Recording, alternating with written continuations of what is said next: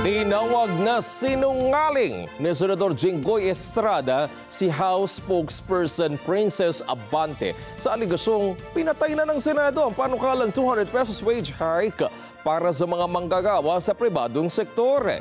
Kasabay nito, pinatutsadahan ng senador ang abogada na dapat munang mag-aral o magsaliksik bago magsalita sa issue. Magbabalita si Mean Corvera. Sinungaling yan. Tsaka kabago-bago lang yan eh. Hindi nagre-research yan. Yan ang buwelta ni Senador Jinggoy Estrada kay House Spokesman Princess Abante matapos akusahan ang Senado na pinatay ang panukalang legislated wage increase para sa mga manggagawa sa pribadong sektor. Ayon kay Estrada, hindi ang Senado kundi ang Kamara ang sumabotahe sa panukala.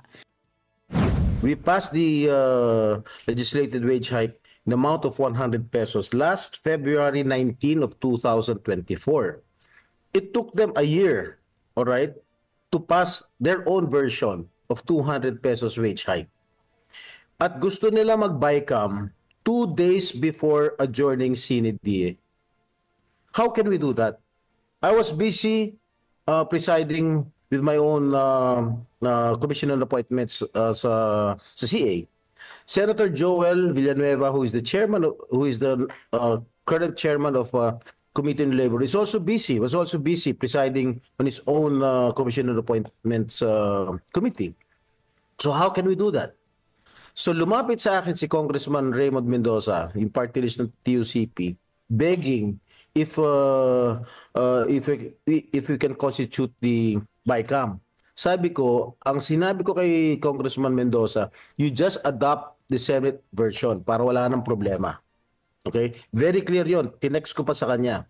Ang sabi niya, bakit hindi nila mag-paper BICAM? Sabi ko, hindi ako papayag. I-adopt nyo na lang yung Senate version para mas madali. They had one more session, before one more day before adjourning CNDA. But they did not do anything about it.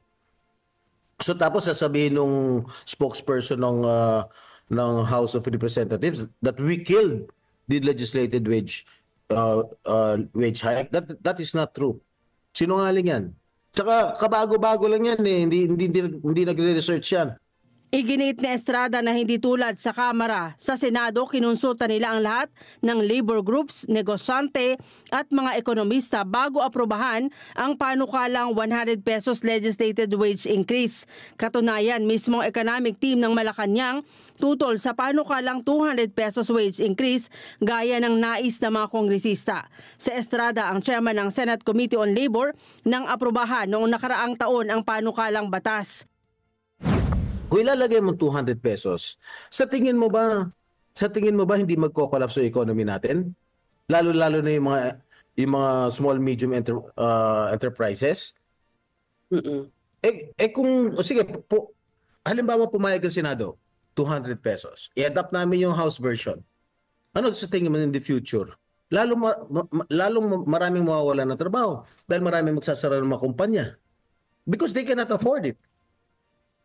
What do they want to do? They want our economy to collapse? Mag-isip muna sila bago sila. Yan si Abante, hindi nag-aaral yan. Siguro kabago-bago lang niya. Dapat gumawa muna siya ng research bago siya pumutak dyan. Kung talagaan niyang seryoso ang mga kongresista na tulungan ang mga manggagawa, dapat inadapt na lang ang bersyon ng Senado. Sa ating mga manggagawa, ginawa na po namin ang aming parte sa Senado. Bilang dating tagapangulo ng Committee on Labor, kami po ay nagdesisyon na magbigay ng karagdagang 100 across the board dyan sa lahat ng mga manggagawa. Okay? Hindi po inaksyonan ng House of Representatives. Inaksyonan po ng House of Representatives 2 days before na mag-adjourn kami CNDA. So ibig sabihin, walang tawag dito, wala silang balak na talagang aprubahan itong o i-adapt yung aming Senate version. Ibig sabihin, nagpapapogi lang itong mga ito. Pagtiyak naman ni Senador Juan Miguel Zubiri na pangunahing proponent ng wage hike bill, isusulong niya pa rin ang kaparehong panukalang batas sa pagbubukas ng 20th Congress. Hindi pa anya tapos ang laban sa mga aumento dahil kailangan ito ng mga manggagawa. Malungkot si Zubiri na hindi naipasa ang panukala na isa sanang magandang legasiya ng 19th Congress.